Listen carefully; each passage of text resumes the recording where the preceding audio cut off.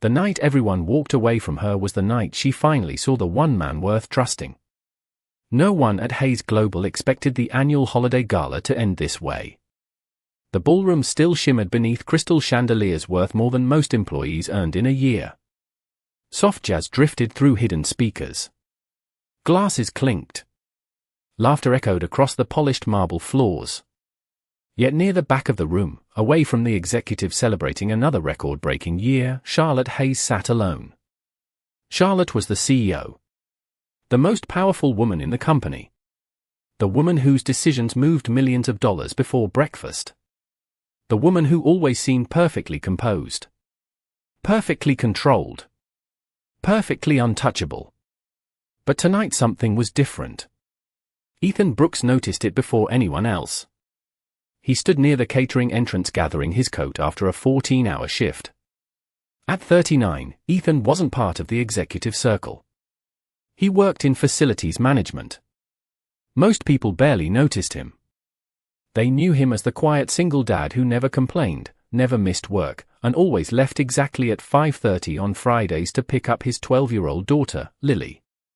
While executives toasted success, Ethan noticed Charlotte staring into an untouched glass. While others laughed, he noticed her shoulders sinking lower with every passing minute. And while everyone admired her strength, he noticed the sadness she thought nobody could see. "You okay?" one vice president asked as he passed her table. "I'm fine," Charlotte replied. "Long week. Get some rest." "I will." The man smiled politely and walked away. Then another executive left. Then another. One by one, the people who praised her leadership disappeared into waiting cars and chauffeured SUVs. Midnight approached. The ballroom emptied. The music softened. The cleaning crew began clearing tables. Ethan was heading toward the exit when he saw Charlotte stand. She immediately lost her balance and grabbed the edge of the table. A nearby manager glanced over. Then looked away. Another executive checked his phone. Someone muttered that her driver must be coming. Nobody moved. Nobody stayed. Ethan stopped walking. For a moment he simply watched. Not because he wanted attention. Not because he expected anything in return. But because his father had taught him something years ago. Character is revealed when nobody is watching. Ethan crossed the room quietly. "Ms. Hayes." Charlotte looked up slowly. Her usually sharp blue eyes seemed distant. "Ethan," she asked. "I think you need a ride home." A faint laugh escaped her lips. "That's probably true." He offered his hand. Not as an employee. Not as a subordinate. Just as one human being helping another. Charlotte hesitated before accepting it. Around them, the last few employees slipped out the doors without a second glance.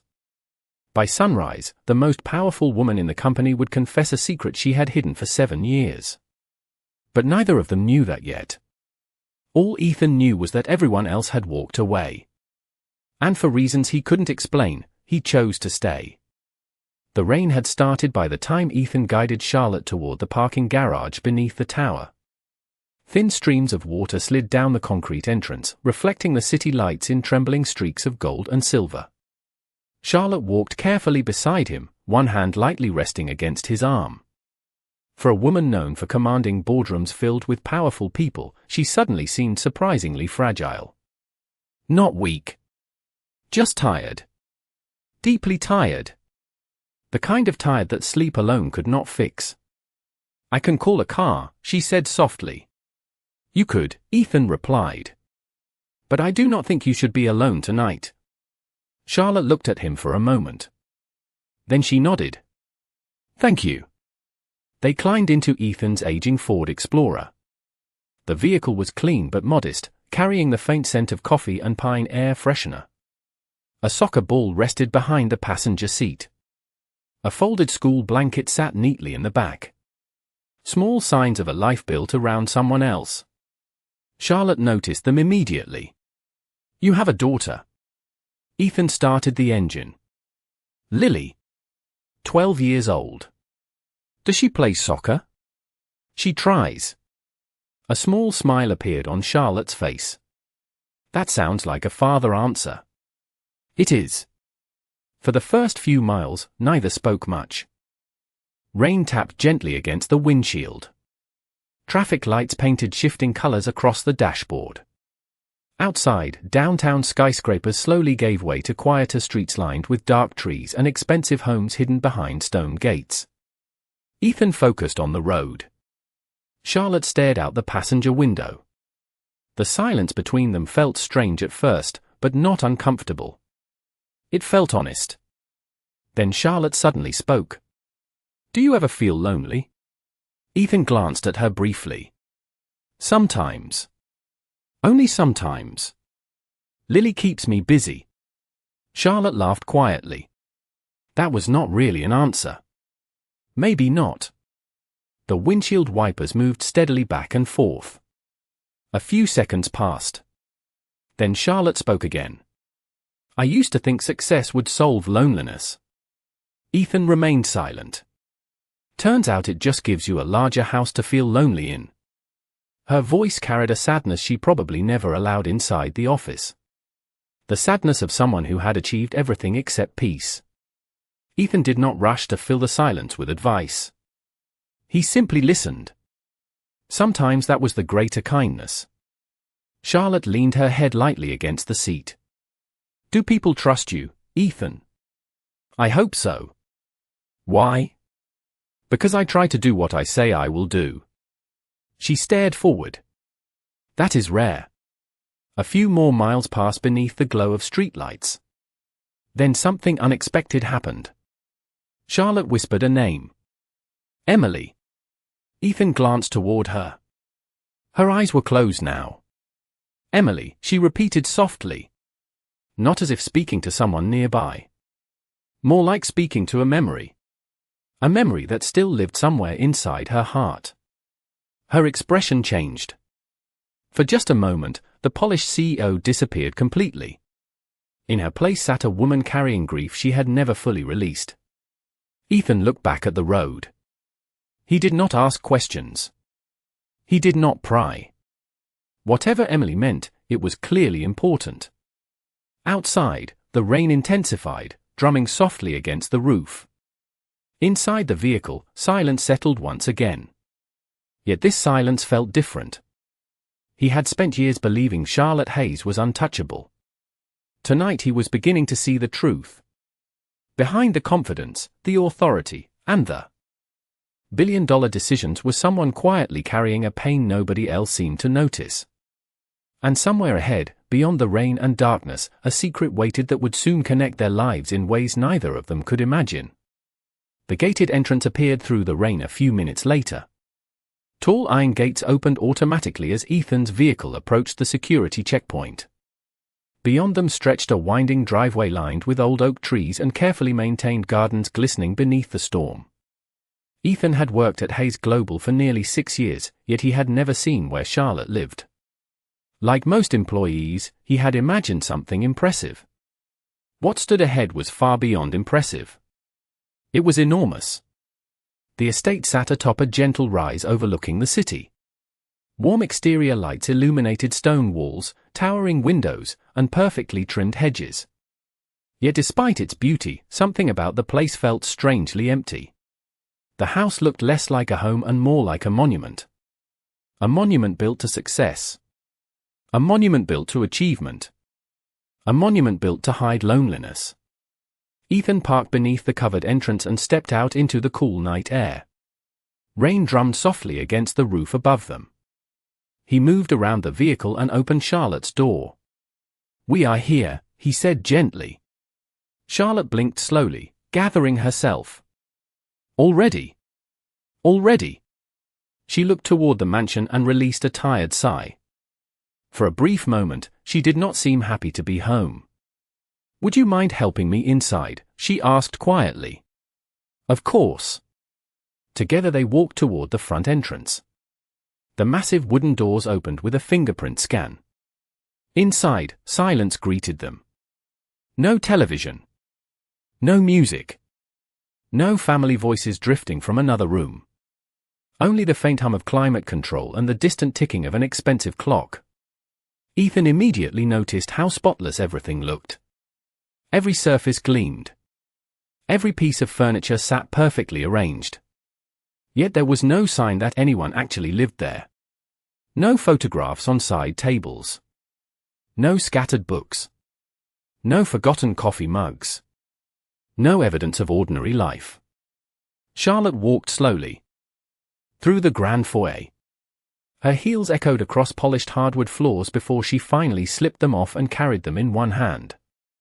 "You can leave me here," she said. "I am fine." Ethan studied her expression. "I think I should at least make sure you get upstairs safely." She gave a small nod. Neither spoke much as they crossed the house. A staircase curved toward the second floor beneath an enormous chandelier. Family portraits lined the walls.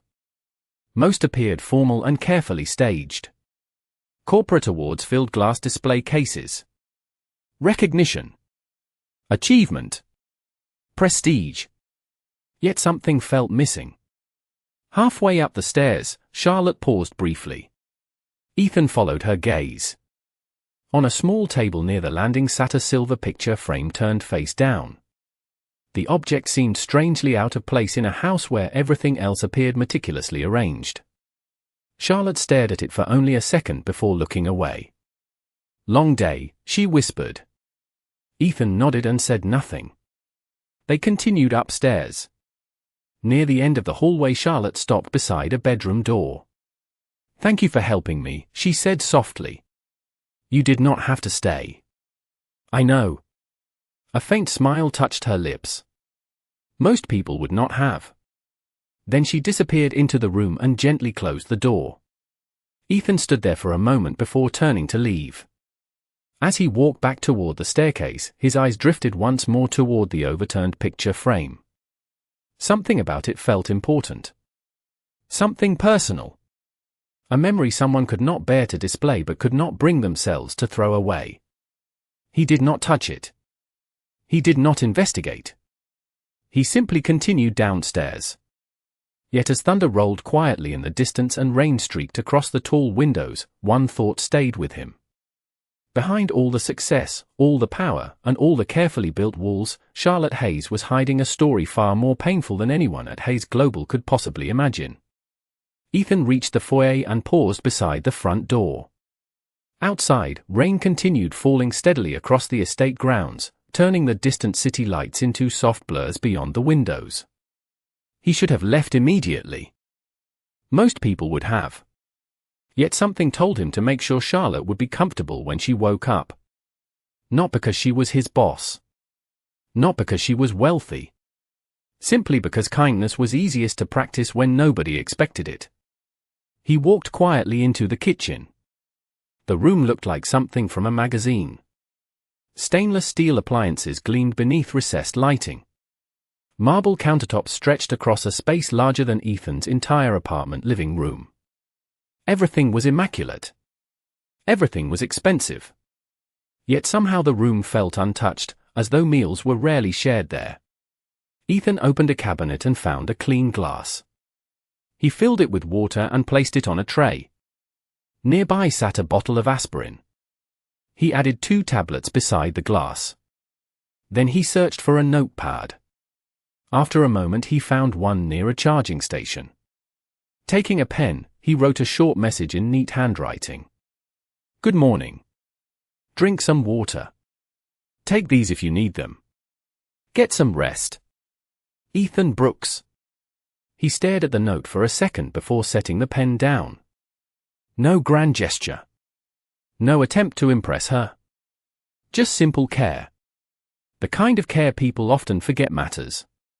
Tray in hand, he returned upstairs. The hallway remained silent. He gently knocked once on Charlotte's bedroom door. No answer. He opened the door slightly and saw that she had already fallen asleep. The room was dim except for a bedside lamp casting a warm amber glow across the walls. Charlotte rested peacefully beneath the blankets, exhaustion finally overtaking whatever burden she had carried throughout the evening. Ethan quietly placed the tray on a nearby table. Then he noticed a folded throw blanket resting across a chair. The room felt cool. Without waking her, he carefully adjusted the blanket over the foot of the bed so it would be within reach if she became cold during the night. His movements were respectful and deliberate. Nothing more. Nothing less.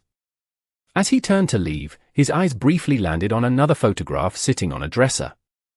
This one was face down as well. Not broken. Not hidden away. Simply turned over. Like a memory someone could not fully face. Ethan looked away. Immediately. Some stories were not his to uncover. Downstairs, he locked the front door behind him before placing the house key he had found beside the entrance exactly where it had been left. Then he stepped outside into the rain and headed toward his vehicle. Unknown to him, a discreet security camera mounted near the foyer entrance had recorded every moment of his visit.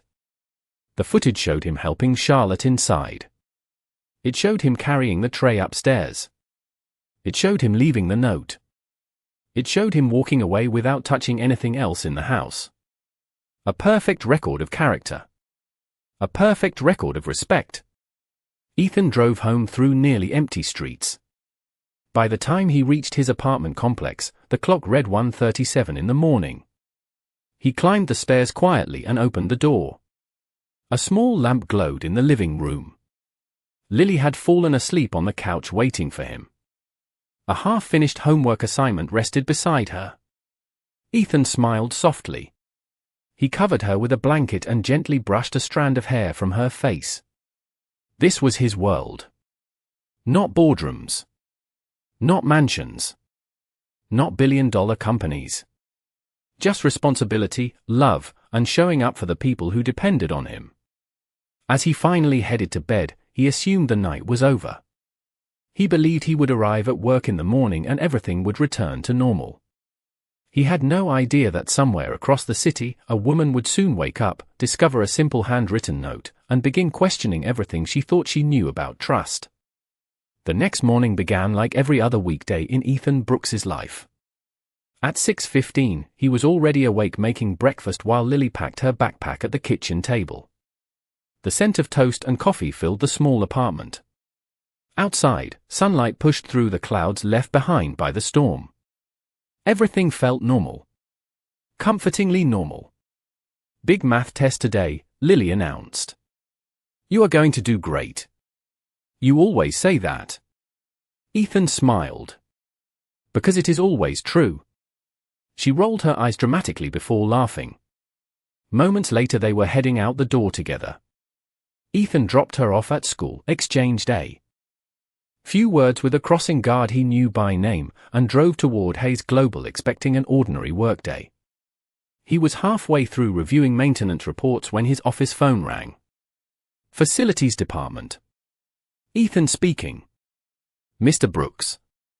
The voice belonged to Charlotte's executive assistant, Miranda. "Yes?" "The chief executive officer would like to see you immediately." Ethan sat up straighter. Now. The line disconnected. For several seconds he simply stared at the receiver. Around him, the office seemed suddenly quieter. His stomach tightened. Immediate meetings with the chief executive officer were rarely casual. He replayed the previous night in his head. Had he crossed a boundary? Had helping Charlotte home created some misunderstanding? Had someone complained? A dozen possibilities rushed through his mind, none of them particularly encouraging. 10 minutes later he stood outside the executive floor conference suite. The receptionist offered a polite smile. "She is waiting for you." Ethan nodded and walked toward the large office at the end of the hallway. The same office that most employees entered only a few times during their entire careers. He knocked gently. "Come in."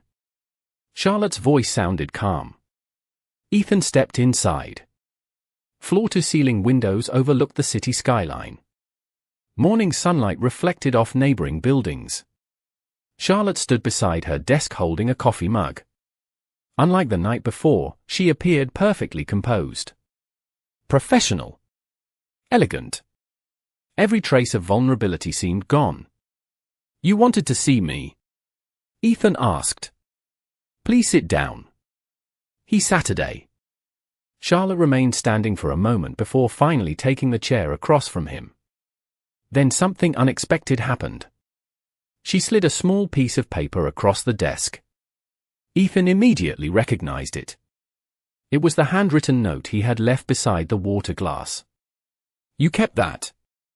Charlotte nodded. "I did." Silence settled between them. Ethan was not sure what to say. Charlotte looked down at the note before speaking again. "Do you know why I asked you here?" "Honestly, no." "Good." She exhaled slowly. "Because I am not entirely sure how to explain it myself."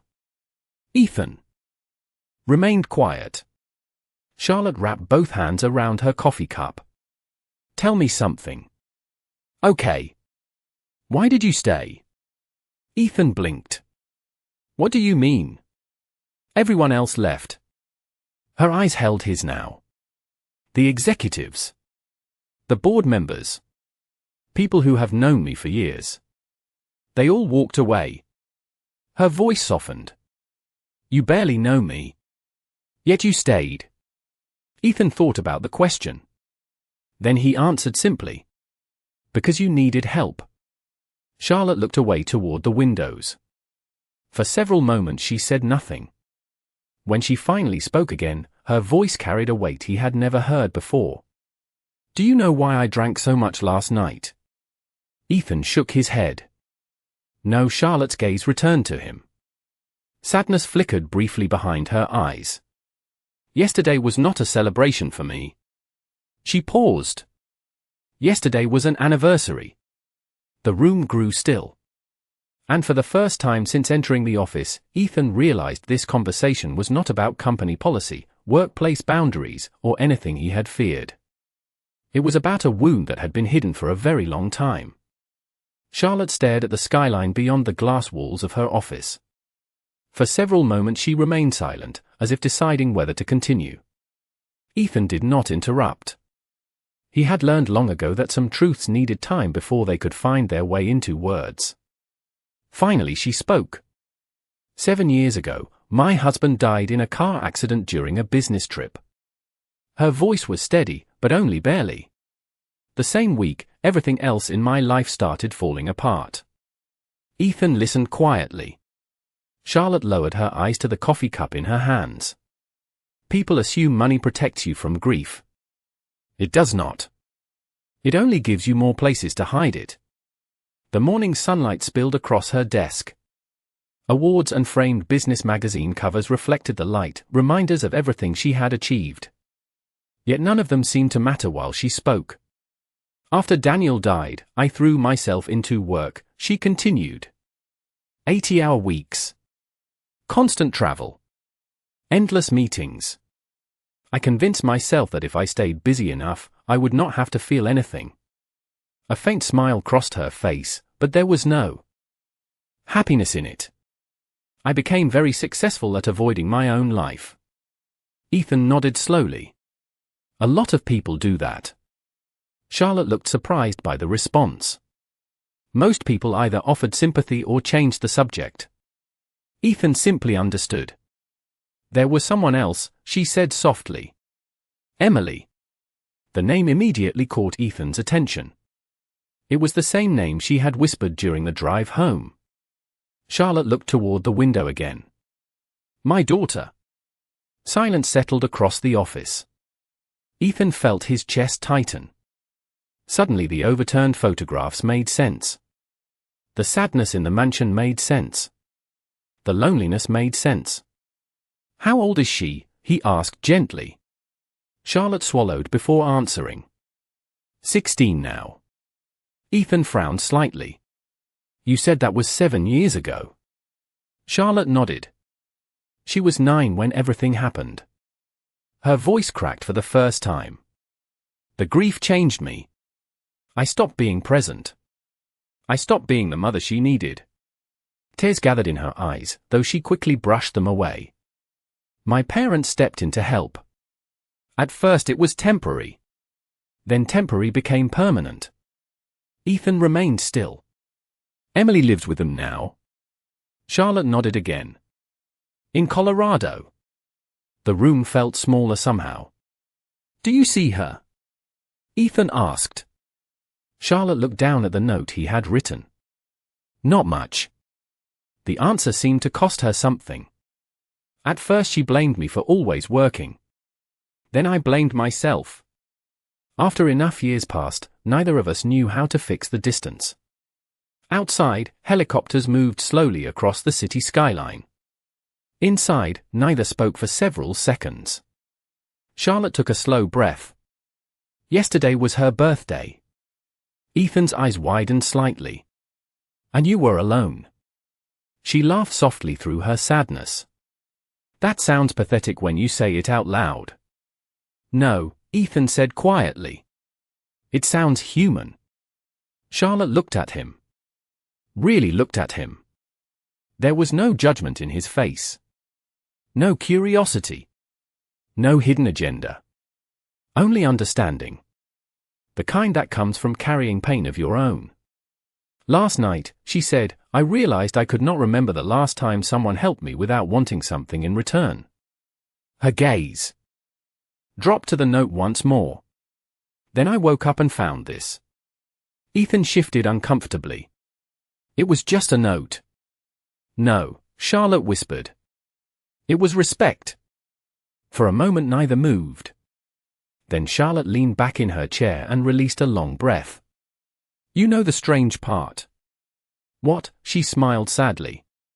Of all the people in this company, the person who treated me with the most dignity is someone everyone else overlooks every day. Charlotte's words lingered long after the conversation should have ended. Ethan sat quietly across from her desk, unsure how to respond. Praise had never been something he chased.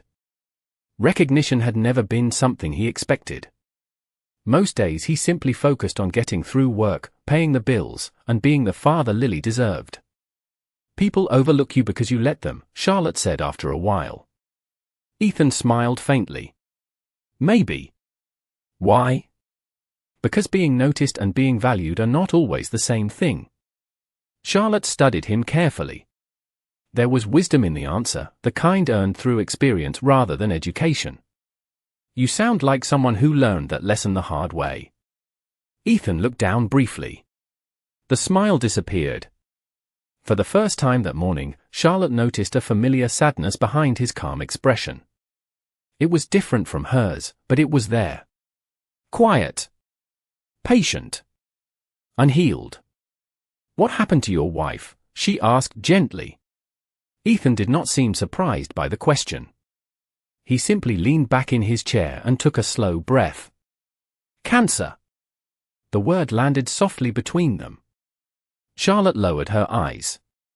I am sorry. Thank you. Sunlight continued drifting across the office floor. Outside, the city moved through another busy morning. Inside, time seemed slower. More honest. Lily was 5, Ethan continued. One day we were planning a family vacation. 6 months later I was learning how to braid hair before elementary school. A small laugh escaped him. Turns out I was terrible at it. Charlotte smiled. I imagine you improved. Eventually. His eyes softened as he thought about his daughter. Children are resilient. Sometimes more resilient than adults. Charlotte nodded slowly. She understood that better than most. Did you ever remarry? She asked. Ethan shook his head. No, why not? He thought for a moment. At first I was grieving. Then I was busy raising Lily. Then enough time passed that I stopped thinking about it. Charlotte looked unconvinced. That cannot be the whole reason. Ethan laughed quietly. Maybe not. Silence settled again. Not awkward silence. Comfortable silence. The kind that appears when two people stop pretending. You know what the strange thing is? Ethan said. After my wife died, everyone showed up. Charlotte listened carefully. Neighbors brought food. Friends called every day. Family checked in constantly. He paused. Then life moved on. Charlotte understood immediately. And yours did not. Not for a while. He looked out the window. Grief is strange. People know how to stand beside you during the storm. They do not always know what to do after the rain stops. Charlotte stared at him. The words felt uncomfortably familiar. For 7 years she had lived inside a version of that truth. Surrounded by people. Supported by success. Yet somehow alone. Maybe that is why you stayed last night, she said quietly. Ethan turned toward her. Maybe. Neither smiled. Neither looked away. Something shifted between them in that moment. Not romance. Not attraction. Something deeper. Recognition.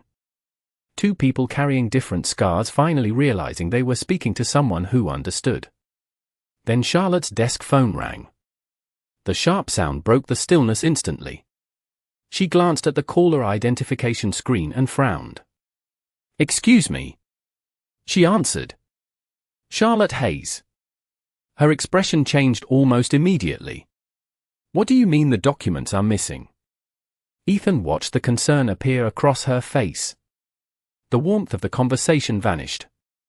The chief executive officer had returned. "No," Charlotte said firmly. "Do not discuss this with anyone yet. I will handle it personally."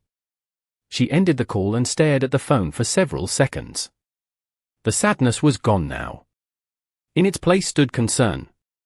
"Is everything okay?" Ethan asked. Charlotte slowly shook her head. "I am not sure." Then she looked up at him. "But I think something is very wrong inside this company." For the rest of the day, Charlotte's word stayed with Ethan. Yet as the hours passed, the conversation about grief and second chances was pushed aside by something far more immediate. Shortly after lunch, unusual activity began spreading across the executive floors. Senior managers moved quickly between conference rooms. Legal advisors arrived unexpectedly.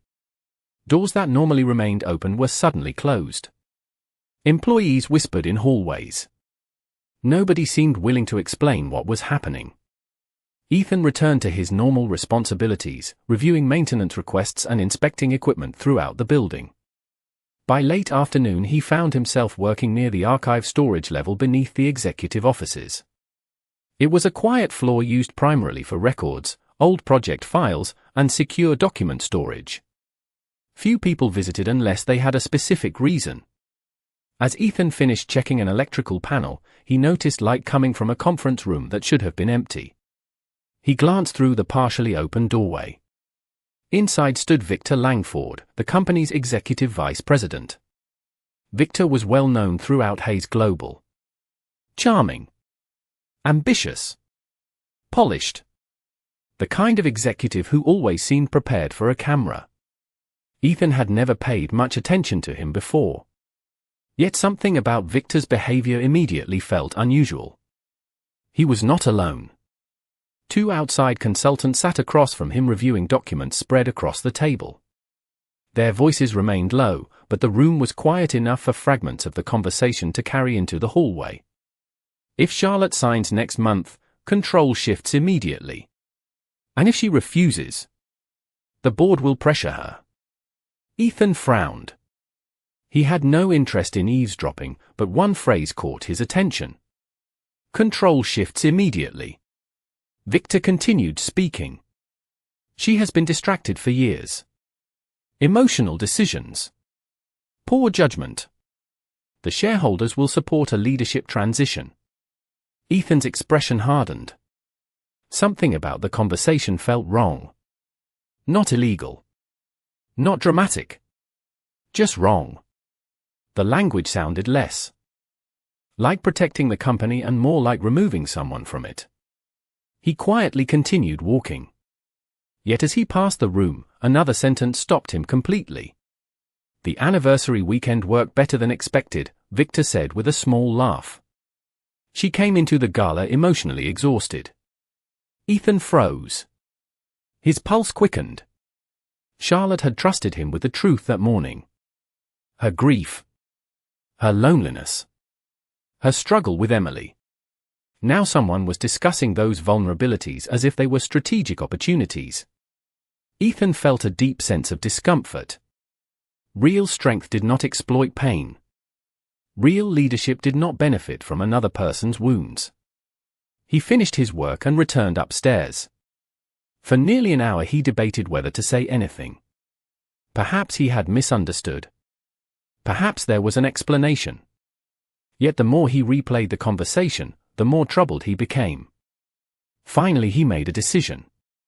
Character mattered most when remaining silent was easier. Shortly before 5 o'clock, Ethan requested a private meeting with Charlotte. She agreed immediately. When he entered her office, she noticed his serious expression. "What happened?" she asked. Ethan carefully explained everything he had heard. He repeated only the facts. No assumptions. No accusations. Just facts. Charlotte listened without interrupting. As the story unfolded, the color slowly drained from her face. Then she opened a drawer and removed several documents. Her eyes moved rapidly across the pages. Suddenly she stopped. Silence filled the office. "Charlotte?" Ethan asked. She looked up slowly. Shock had replaced concern. "The missing documents this morning," she whispered. "They were authorization records." Ethan waited. Charlotte's voice grew quieter. "Victor has been preparing a plan to take control of the company." Outside the office windows, the sun dipped lower across the skyline. Inside, a different storm was beginning. And neither of them fully understood how much was about to change. 3 weeks later, the largest shareholder meeting in Hayes global history filled the auditorium. Board members occupied the front rows. Investors sat shoulder to shoulder. Senior executives whispered nervously as reporters gathered near the back. The atmosphere felt heavy, charged with uncertainty. Rumors had spread throughout the company. Questions remained unanswered. Everyone knew something significant was about to happen. Ethan stood near the side entrance, uncomfortable in the suit he rarely wore. He had never imagined finding himself in a room like this. His plan had been simple. Tell the truth. Protect what was right. Then return to his normal life. But life rarely followed simple plans. On stage, Victor Langford appeared confident. Calm. Prepared. He greeted shareholders with practiced smiles and polished remarks. To anyone watching from a distance, he looked like a man already expecting victory. Then Charlotte Hayes walked onto the stage. The room immediately quieted. She stood behind the podium and looked across the audience. For the first time in years, there was no mask. No carefully constructed corporate persona. Just honesty. "Thank you for being here," she began. "Today is not about quarterly earnings. It is not about acquisitions. And it is not about market performance." The audience exchanged curious glances. Charlotte continued. "Today is about trust." Silence deepened throughout the room. She calmly presented the evidence. Missing authorization records. Private agreements. Communications that revealed an organized effort to remove her from leadership by exploiting personal vulnerabilities rather than professional performance. Every document had been verified. Every fact had been reviewed. As the truth unfolded, Victor's confidence slowly disappeared. The room that once seemed ready to support him became still. Very still. When Charlotte finished, the board announced its decision. Victor's proposal was rejected unanimously. His position would be terminated immediately. No shouting followed. No dramatic confrontation. Only consequences. Quiet consequences. The kind that arrive when truth finally catches up with ambition. A strange stillness settled across the auditorium. Then Charlotte surprised everyone. Instead of ending the meeting, she stepped away from the podium. Her eyes searched the crowd until they found Ethan, standing near the entrance. "There is one more thing," she said softly. Hundreds of faces turned toward him. Ethan immediately wished they would not. Recognition had never been comfortable. Charlotte smiled gently. 3 weeks ago, I attended a company event carrying more pain than anyone realized. The room remained silent. I believed I was alone. Her voice grew emotional. I believed success could replace family. I believed achievement could heal regret. I was wrong. No one moved. No one interrupted. That night, when everyone else left, one person stayed. Ethan lowered his eyes. Charlotte continued. He did not stay because he wanted something. He did not stay because it would benefit his career. He stayed because kindness was his character. Several people glanced toward Ethan with new understanding. Charlotte took a slow breath. 7 years ago, I stopped believing I deserved second chances. I stopped believing people could be trusted without conditions. Her eyes glistened. The night Ethan Brooks drove me home, I started believing again. The auditorium fell completely silent. Not the silence of shock. Not the silence of embarrassment. The silence of truth. The silence that appears when everyone recognizes something genuine. Ethan stood frozen. Around him sat executives, investors, and leaders worth millions of dollars. Yet in that moment, none of those things seemed important. Character mattered. Dignity mattered. Grace mattered. Charlotte smiled through her tears. Somewhere far away in Colorado, she had already arranged a visit with Emily. For the first time in years,